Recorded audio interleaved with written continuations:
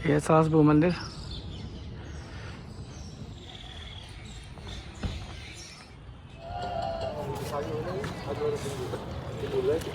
किले में जाने के लिए दो रास्ते हैं, एक ये वही गेट सबसे पास में पड़ता है।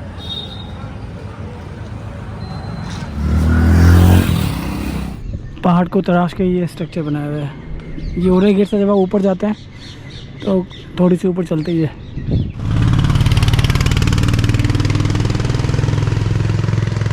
वाह, ये देखिए पूरा पहाड़ को काट के बुद्धा बनाया हुआ है, स्टैंडिंग यहाँ पे।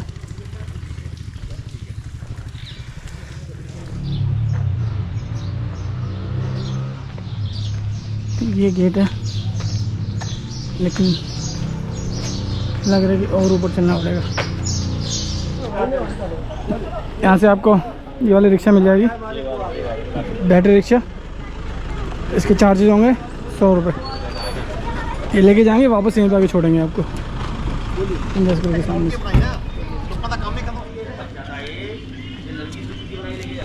गाइड देखते हैं, गाइड अगर मिल जाता है तो यहाँ पर।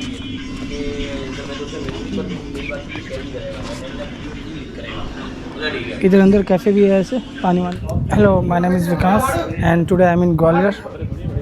So exactly I'm inside the fort now. This gate you see here, this is Elephant Gate, and the king and the royal family used to come here from the elephant. That's why people started calling it Elephant Gate. So now we're gonna discover this. We have our guide with us, and we're gonna discover the fort now.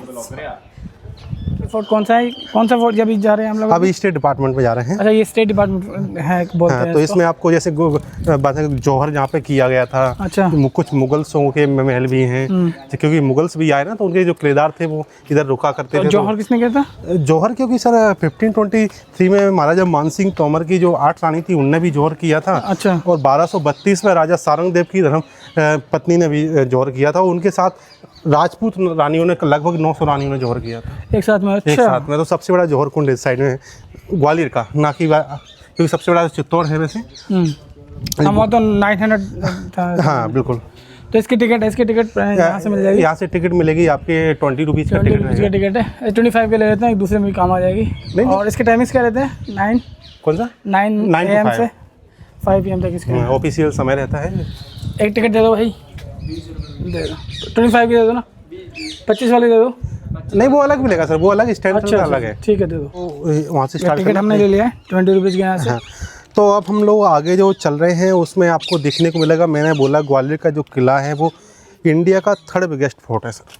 Okay. First Kumbhalgarh, second Chittorgarh, 3rd number का ग्वालियर का किला है। और ग्वालियर के किले की अगर हम बात करें, जो दीवार है वो 10 किलोमीटर में है। ओके। और अब ग्वालियर के किले की अगर हम बात करें, 300 फीट ऊपर है ग्वालियर का किला, ज़मीन से 300 फीट ऊपर ऊंचाई पर है अपन। और इसके किले की अगर हम बात करें तो ये ऐसा किला है, इसको इंडिया का जिब्राल्टर ऑफ इंडिया के नाम से इस किले को जाना जाता है। और इस किले को षड्यंत्र से ही जीता गया है, लड़ाई के द्वारा इस किले को अभी तक फतेह नहीं किया गया है। ओके, रीज़न क्या रहा है यहाँ पे? एक तो ऊंचाई पे एक तो ऊंचाई पे फोर्ट बनाते थे, और इसकी सिक्योरिटी जो थी बहुत टाइट रहा करती थी। और इसमें 21 बुर्ज ऐसे हैं, और जब तोपें आई तो 21 तोपों की जो सलामी दी जाती थी वो ग्वालियर के महाराज को, श्रीमंत को दी जाती थी। चलिए, अगर हम बात करें, जब लास्ट में अगर हम बात करते हैं तो लास्ट में यहाँ पे 565 रियासतें टोटल इंडिया में हुआ करती थी। 565 रियासतों में 5 राजा ही इम्पोर्टेंट थे जो 560 को अंडर में काम करते थे। 500 के अंडर में इतने करते थे, तो 5 राजा जो थे जिनको 21 तोपों की सलामी लगती थी, उनमें ग्वालियर के महाराजा सिंधिया, सेकंड गायकवाड़ गुजरात, निजाम हैदराबाद, जम्मू कश्मीर हरी सिंह, 5 राजाओं को 21 तोपों की सलामी दी जाती थी। पूरा शहर दिखता है यहाँ से। हाँ, तो यहाँ से सिटी का जो पश्चिम भाग है वो दिखता है। अभी अपन ने पूर्वी भाग देखा था, और यहाँ से आपको 10 किलोमीटर की बाउंड्री वॉल देखने को मिलेगी। ओके। तो अब जैसे आपने बताया कि यहाँ पे जब भी इसको जीतेगा तो छल से जीतेगा, तो छल से किसने जीता था, कब जीता था? छल से अगर हम बात करें तो इसको 1526 में जीता गया। किसने? बाबर के द्वारा। किससे, कौन रूल कर रहा था उस वक्त? उस समय पे मानसिंह तोमर के बेटे विक्रम सिंह तोमर ने ही रूल कर रहे थे। ओके। और अगर हम बात करें तो, लेकिन जो विक्रम सिंह तोमर थे वो भी लोधियों के अंडर में थे। ओके। क्योंकि 1523 में ग्वालियर फोर्ट को इब्राहिम लोदी के द्वारा जीत लिया गया था और उसमें ही महाराजा मानसिंह तोमर की डेथ हुई थी। तभी उनकी रानी ने जौहर किया था। हाँ, उनकी रानी ने जौहर किया था। तो ये जो आप देख रहे हैं, ये वाला पूरा बाउंड्री वॉल है जो 10 किलोमीटर में बना हुआ है। और ये गेट भी दिख रहा है, इसको बंद किया गवर्नमेंट के द्वारा, इसको ढोंडापुर गेट के नाम से जाना जाता है। और पुराने समय में ये पूरा जंगल हुआ करता था ये वाला। और ये 2 पहाड़ी भी आपको दिखेंगी, ये गोपांचल पर्वत है, 2 पहाड़ी है, विंध्याचल और अरावली रेंज दिख रही है आपको पूरा। अच्छा, वो उसमें राष्ट्रगान में आता है विंध्याचल जमुना गंगा, इसी पहाड़ी का जिक्र है वो। बिल्कुल बलुआ पत्थर यूज हुआ है, वो जिसको सैंडस्टोन बोलते हैं, और वो ग्वालियर किले का लोकल पत्थर है। और इस पत्थर को जब इसको निकाला गया ना यहाँ पे, तो 8 कुआं, 9 बाड़ी और 16 तालाब पूरे के पूरे किले पे बन गए। ये बहुत बड़ा डाटा है।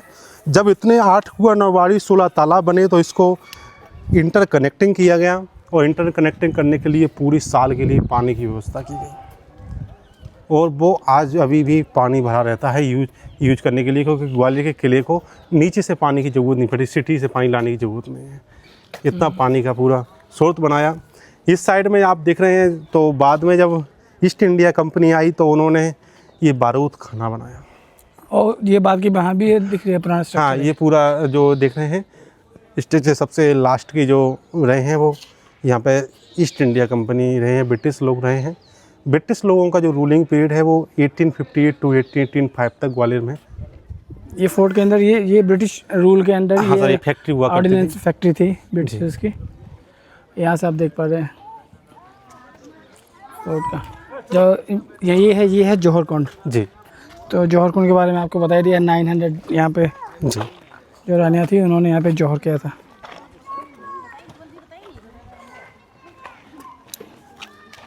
उससे पहले तो ये पानी के लिए यूज़ में आता होगा, पानी के लिए उससे पहले तो।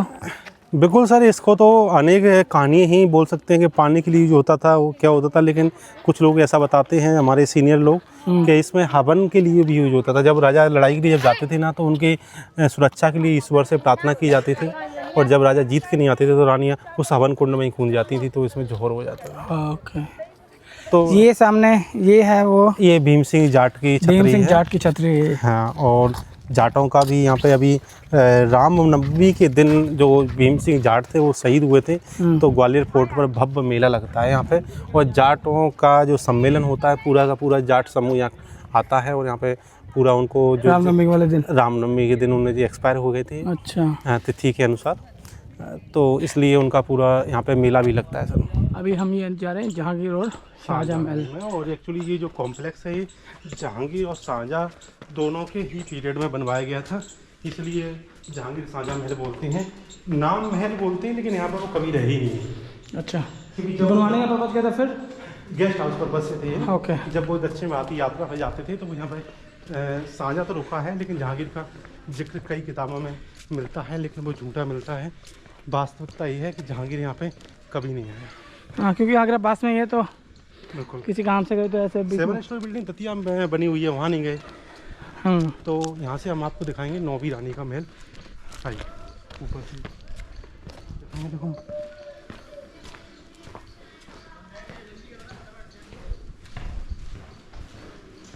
हाँ, ये मुगल खाना बनाया। अच्छा,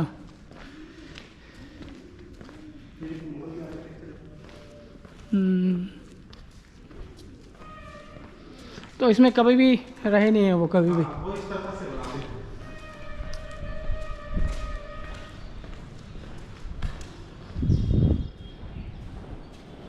यहाँ से भी पूरा देखो ट्रेन जा रही है आगे, देख रही है आपको? हाँ, ये है नौवीं रानी का महल। अच्छा, तो इसमें जाने के लिए रास्ता कहाँ से होगा? किला गेट है वो आगे से। हाँ, अच्छा, बंद हो गया 5 बजे बंद। कल आप इसको कर सकते हो। नौवीं रानी का महल संग्रहालय है।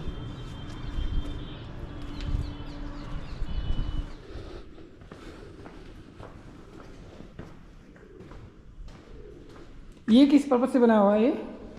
सर एक्चुअली सिंधिया राजवंश जब आया ना, तो उन्होंने अस्पताल में कन्वर्ट कर दिया। ओके, बाद में इसको घोड़े के लिए इसमें ये पोच में बांधते होंगे और उसमें चारा डालते होंगे उसमें। देखिए ऊपर जाने के लिए कितना ये किसी भी फोर्ट में जाओगे ना तो पतला सा रास्ता होता है हमेशा।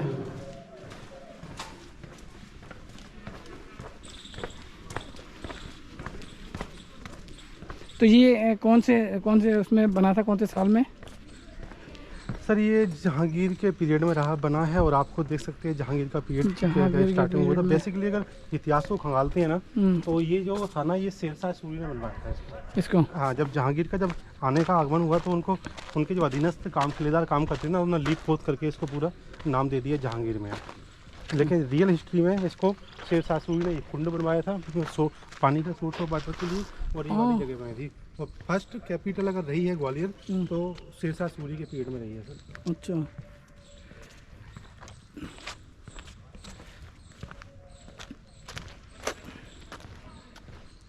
आप सर जब आगे आप जाओगे तो आगे एक मोनूमेंट आपको यहाँ से दिख रहा है, सास बहू मंदिर, वो सामने। हाँ। तो सास बहू मंदिर 11वीं सेंचुरी में यहाँ के राजा महिपाल हुए हैं, और राजा महिपाल ने मंदिर को बनवाया था। तो राजा महिपाल की जो माता जी हुआ करती थी वो भगवान विष्णु जी को मानते थे, तो ये बड़ा मंदिर भगवान विष्णु जी को समर्पित है। फिर उनकी तो मंदिर का जो नाम है वो सहस्त्र बाहु, 1000 भुजाओं वाले भगवान विष्णु को समर्पित था, तो मंदिर का नाम रखा गया सहस्त्र बाहु। फिर राजा की शादी होती है तो उनकी धर्मपत्नी जो आती हैं वो शंकर भगवान के उपासक, छोटा मंदिर भगवान शंकर का मंदिर। जब सास वो दर्शन करने जाती तो उनको घंटों लगती थी, तो आम पब्लिक ने नाम दे दिया कि सास और बहू का मंदिर। मुगल पीठ मंदिर को तोड़ा है, उसमें नोटा एक्टिव मंदिर, एक्टिव नहीं है वो, डिस्ट्रॉय मंदिर है। लेकिन उनका जो आर्किटेक्चर है वेरी ब्यूटीफुल आर्किटेक्चर, नागरा स्टाइल का आर्किटेक्चर है। तो कितना पुराना, अभी देखो 900 ईयर्स के बाद भी ऐसे खड़ा हुआ है, बिल्कुल स्ट्रॉन्ग और ब्यूटीफुल। और अब तो आप देख सकते हैं यहाँ की साफ़ सफाई व्यवस्था ग्वालियर फोर्ट की इतनी अच्छी स्टेट ने कर रखी है सर। अब हम लोग ये जो मोनूमेंट देखने के लिए जा रहे हैं, ये मोनूमेंट अधूरा बना हुआ है। ओके। और अधूरा बनने की वजह ये रही थी क्योंकि जो महाराजा मानसिंह तोमर के बेटे विक्रम सिंह तोमर, उनकी जो डेथ थी 1526 में फर्स्ट बैटल पानीपत में हो गई थी बाबर से लड़ते हुए, तो ये अधूरा महल बन पाया, ये अधूरा पूरा बना नहीं पाया वो अपना पैलेस। अच्छा। तो ये मानसिंह के बेटे ने बनवाया था। तो ये पहले मंदिर बनाना उन्होंने स्टार्टिंग किया था, तो ये भगवान शिव जी को समर्पित मंदिर था। बाद उनकी डेथ हो गई तो मुग़ल जो थे वो मंदिर को डिस्ट्रॉय करते, तो उनके जो सर्वेंट थे उन्हें उखाड़े यहाँ से शिवलिंग को हवन कुंडी में छुपा दिए। बाद में सिंधिया राजवंश आए तो वहाँ पर स्थापना करवाई है। तो ये जो है लगभग 400 साल पुराने शिव जी का मंदिर है, और इसको रिनोवेशन किया गया है। टेम्पल में ही आपको देखने को मिलेगा, बगल में ही ये मस्जिद बनी है, दोनों ही एक्टिव हैं। ओके, चलो एक बार मंदिर में एक बार छोटा बता देंगे।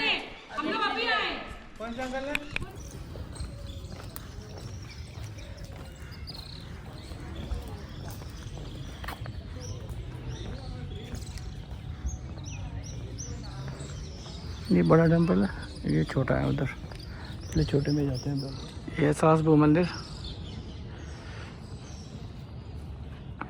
यहाँ से पूरे ग्वालियर का नज़ारा आपको दिख जाएगा। ये हाईएस्ट पॉइंट पे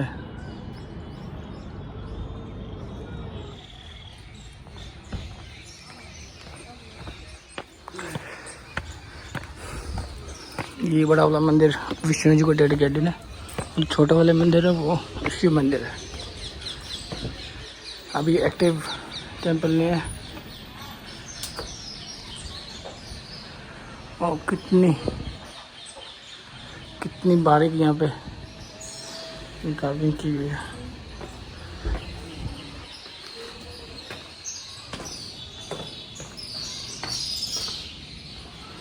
ये अंदर से ऐसा है।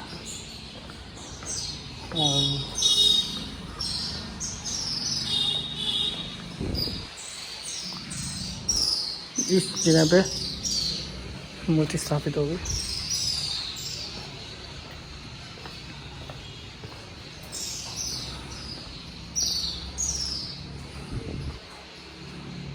सहस्त्र बाहु मंदिर से 5 मिनट की दूरी पे आपको मिलेगा ये तेली का मंदिर। ये 9th सेंचुरी का मंदिर है, जिसको महाराजा मीर भोज के शासनकाल में बनवाया गया था। सर जी, राजा मेहर भोज के शासनकाल में ये मंदिर बनाया था। अच्छा। और राजा ने साउथ की राजकुमारी के साथ में लंबे शादी की थी। अच्छा, राजा मीर भोज ने। हाँ, हाँ। तो उनने ये साउथ के डिजाइन में बना हुआ है। साउथ और ये नॉर्थ इंडिया का मिक्सचर बनाया हुआ है उन्होंने दोनों का। इंडियन मंडप बना हुआ है। वो वाला मंडप। अच्छा, वो मंडप तो ब्रिटिश रूल में बना था। मतलब ब्रिटिश टाइम में 18th सेंचुरी में बना हुआ था वो। हाँ, वो उसी समय का ही है। 9th सेंचुरी का ही है। अच्छा, 9th सेंचुरी का ये टेम्पल है। इसको 1100 साल हो चुके हैं। 1100 साल। हाँ, 9वीं सदी में देखो कितनी संस्कृति विकसित थी इन्होंने। वो ऊपरी जाली पे दिख रहे हैं, तीसरी जाली है। हाँ जी, वो विष्णु भगवान छोटे से लेटे हुए दिखाई दे रहे हैं। अच्छा, वो तो अंदर से दिखेंगे, अंदर से नहीं, ऊपर है, यही अच्छा, सब है, अंदर सब कुछ नहीं। अच्छा, यहाँ से तो अभी नहीं दिख रहे हैं। बहुत भव्य मंदिर है। तो ये भगवान विष्णु को समर्पित था ये मंदिर। सर, इसकी मूर्ति कहती है कि विष्णु भगवान का। ठीक है जी।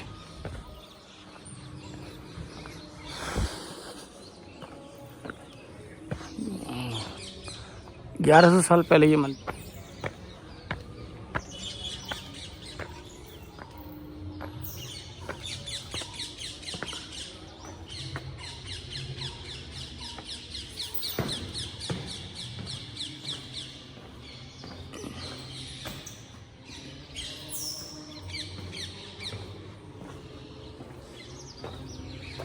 ये देखिए कितना बड़ा सिंगल स्टोन है ये।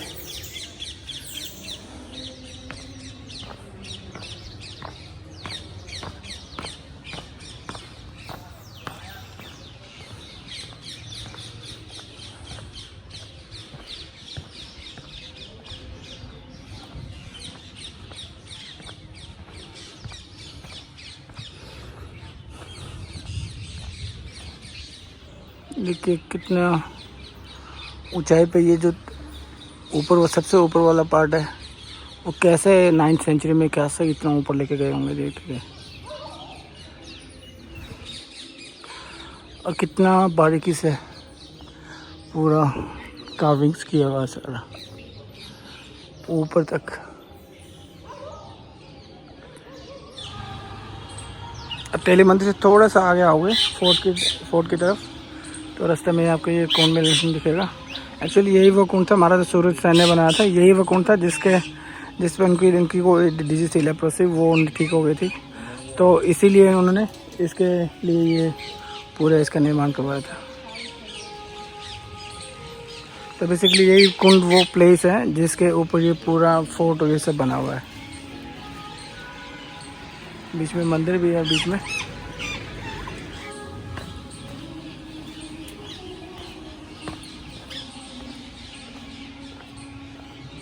और बीच में शिवलिंग की स्थापना भी रखी है बीच में। हाँ, लाइट एंड साउंड शो के लिए टिकट आपको ये जस्ट एंट्री में जहाँ पे कैफेटेरिया है यहीं से मिलेगी। 250 की टिकट और बच्चों के लिए 100 रुपीज़ है। फॉरेन टूरिस्ट के लिए 700 रुपीज़। इसके टाइमिंग्स हम दोबारा से बता देता हूँ। समर में है इसकी 7:30 to 8:05, 30 मिनट्स का है। और विंटर में है इसका 6:30 to 7:05। ये हिंदी में, उसके बाद इंग्लिश में होता है। टिकट मैंने ले लिया, 250 रुपीज़ का टिकट है। और प्यास से व्याकुल होकर गिर गया।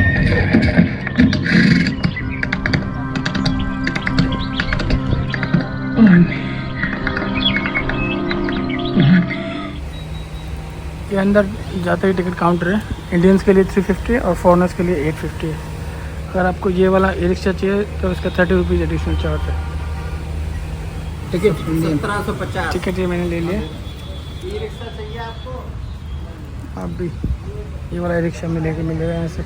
ये हमेशा खड़ा रहता है यहाँ पे, हमेशा खड़ा रहता है ये ई रिक्शा हमेशा खड़ा।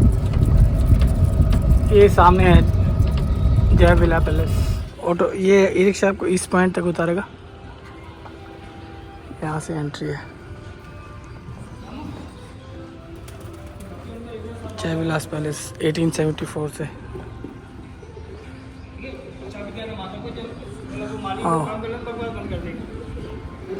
अंदर बैग लाउड नहीं है। बैग आपको यहाँ पे लोकर सर्विस मिलेगी, लोकर में रखते हैं यहाँ पे बैग।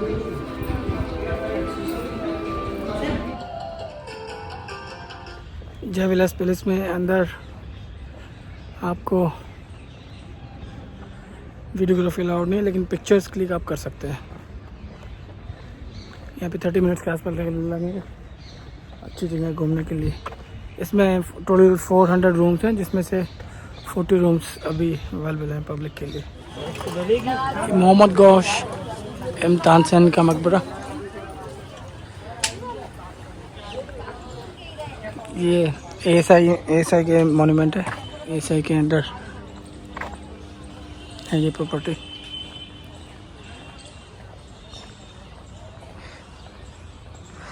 सामने है मोहम्मद गौश का मकबरा और साथ में है तानसेन का।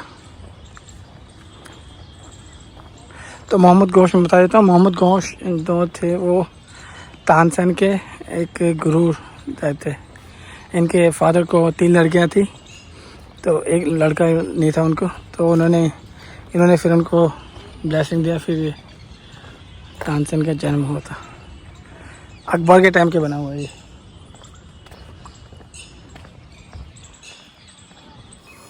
तानसेन का मकबरा, तानसेन का 16वीं सेंचुरी में बनाया था। ये तानसेन जो थे अकबर के 9 रत्नों में से एक थे।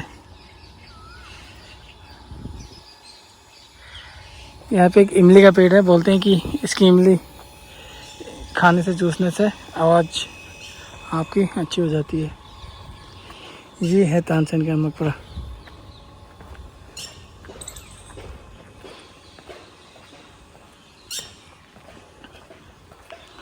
ये है वो इमली का पेड़, ये बोलते हैं इसकी इमली खाने से आवाज़ अच्छी हो जाती है।